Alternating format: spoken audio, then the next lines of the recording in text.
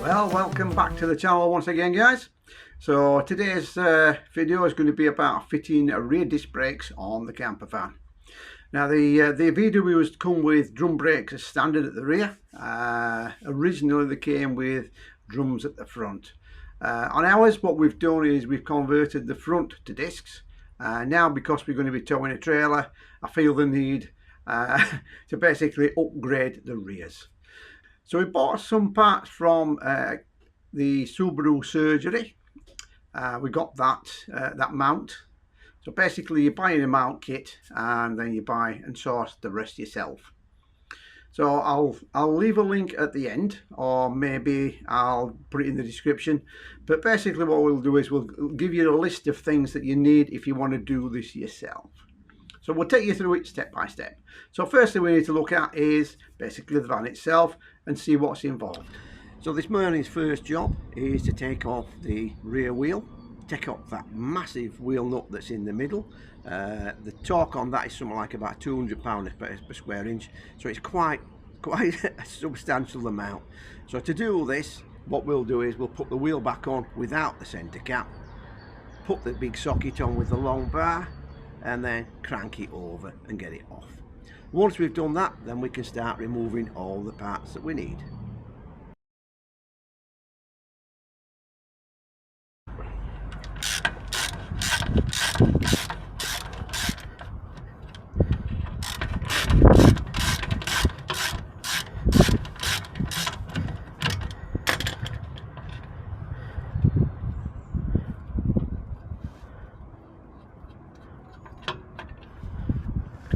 That's them two out. Now, so we're taking the hard brake line off.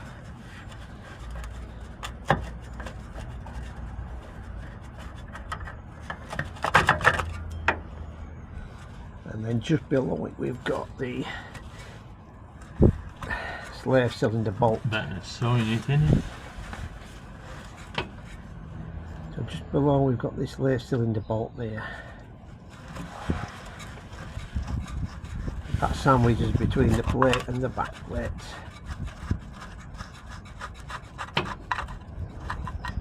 There we go. So you can see here we've got a little. We've got these holes at bottom and that one at top, and that's the cylinder. Well, a slave cylinder. So that's a slave cylinder backing plate off. So once you've got it off the van, basically what you're left with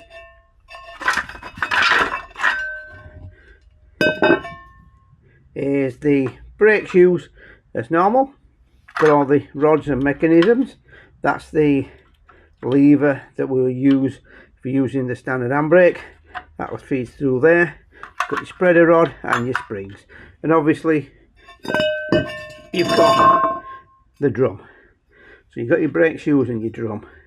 So that's what we're taking off and replacing with the disc setup.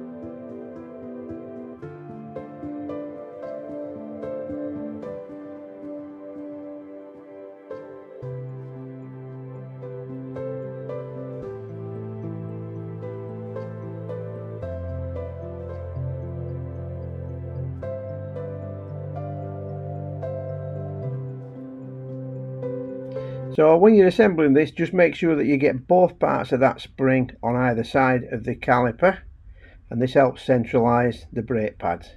You can just about see we've got a gap there, maybe sufficient for the disc to fit in.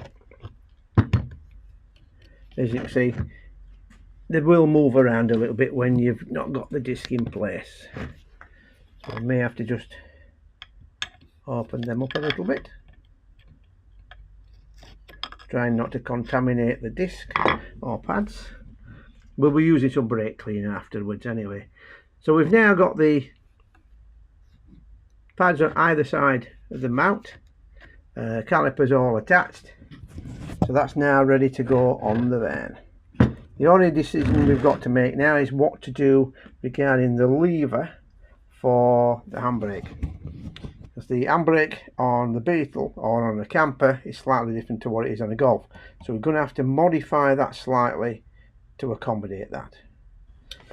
So to take the brake fluid from the hard line to the soft line, you'll need a 24 centimeter long banjo fitted for fitting on there, and what that'll do is it'll transfer easily from the hard line from the van onto a flexible line on the caliper, because obviously you need something to isolate this and that movement from the hard line that's fixed to the chassis.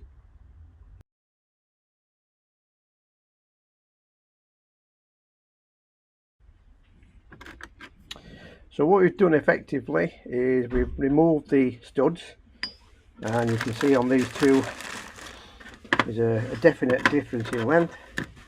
So obviously we're now putting in a thicker disc than what the back plate of the drum was. Now these come out quite easily. They've got a splined edge on there. Basically what we do, turn it over, and then we knock them in, obviously all the 5, and then when we've got them in, we can then put on the disc and the alloy wheel, and we know that the studs are going to be long enough. So we've now drilled through the disc, through the hole for the backing screw. This backing screw will now hold in, as you can see, the hub, so that if we take the wheel off or put it back on, then basically it will hold it in place so that we can get over the nuts easily. So we cleaned up the black back plate area. Now we've got the first bit to put on.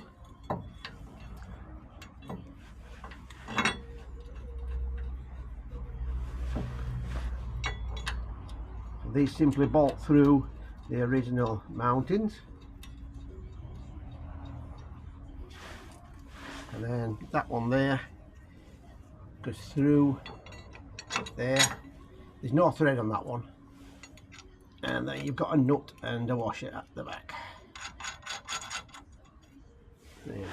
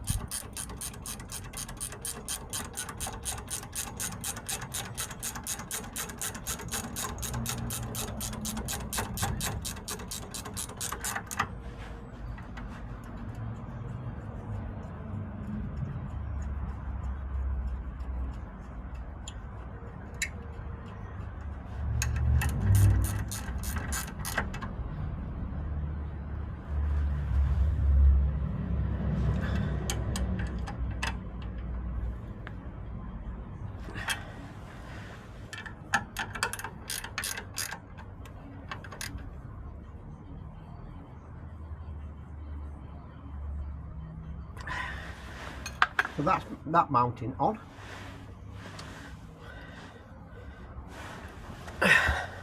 So on the back that holds the original caliper mount on, what you've got is the Torx bits. Not my favourite. I might even replace these with a couple of bolts. But what we have had to do is we've made them a little bit shorter, because if we don't, when we put them out through here, what they do is they actually catch on the back of the disc. So the bit that we're using is a T50, yeah, or a T50. So we've got a T50 to hold them on. So that's our next move.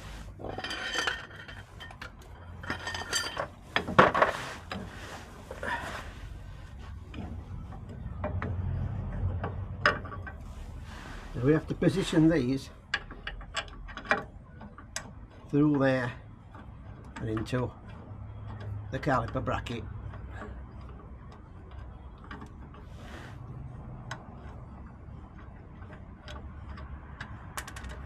There we go. So that's where they will go eventually. What I have found on this kit is that it might be a bit of clearance issue with the disc here and here. So what I've done is I've actually put the file in and filed a little bit off to get a little bit more clearance for the disc. But you can see where that's supposed to go. Obviously before you put that on, you've got to put the disc on.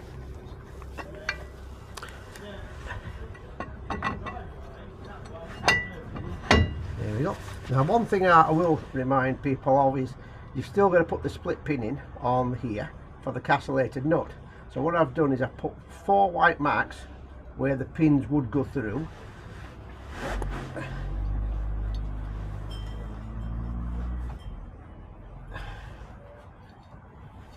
There we go.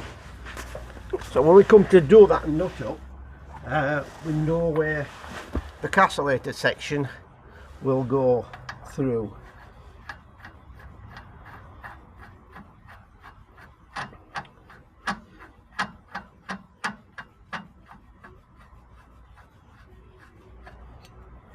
So at the moment, if I put that loosely where I think it should be, we've got a slot there, got a slot there, slot there. And obviously these will rotate into position.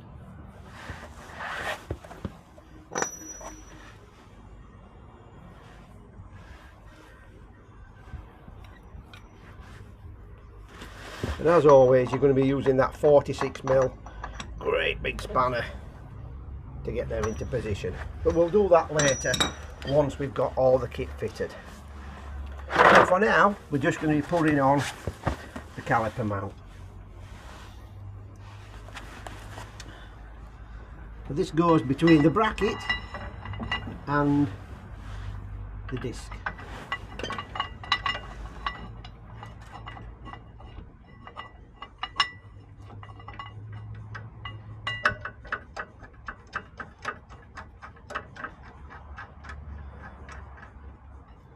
And at the moment I've got no clearance whatsoever between the mount and the disc.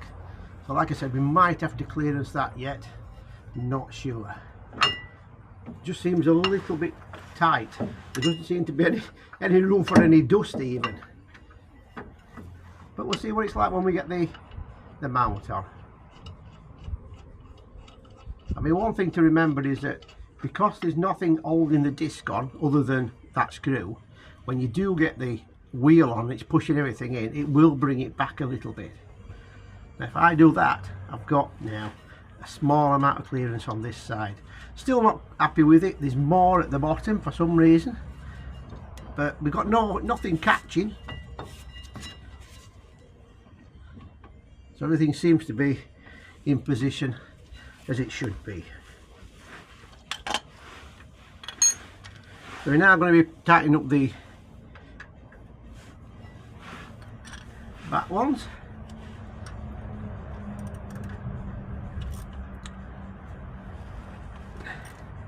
I will do these properly when I've done the kit.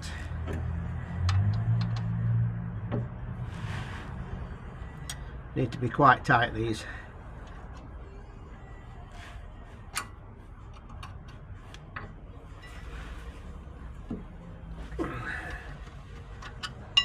There will be a torque setting for them, I imagine. Right, so now we've got that lot on, we've got to think about getting the caliper into position. Now putting that into where it's supposed to go is quite easy, but there's no pads in, there's no shims in, there's no anti-squealing, so we know that they're okay. And we've got this clearance that we needed at the back there. I don't think we've got an issue with that.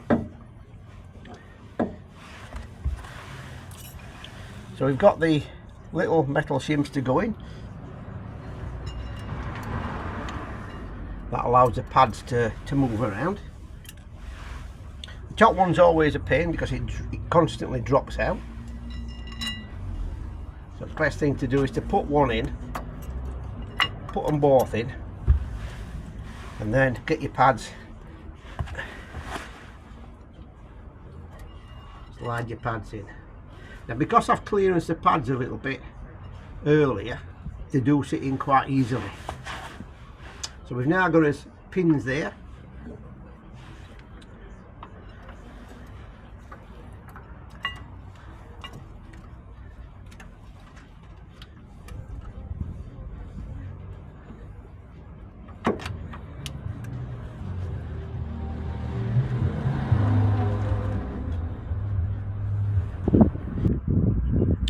So we've now got most of the kit fitted. We've still got to work out the lever for the handbrake, the pipe that the brake cable will run through, or the conduit, and also we've got to adjust the end stop for the lever itself. On these calipers, if you pull the lever one way, it applies the brake, and equally if you move it the other way, it still applies the brake. A little bit strange, but I suppose this is how VW have designed them.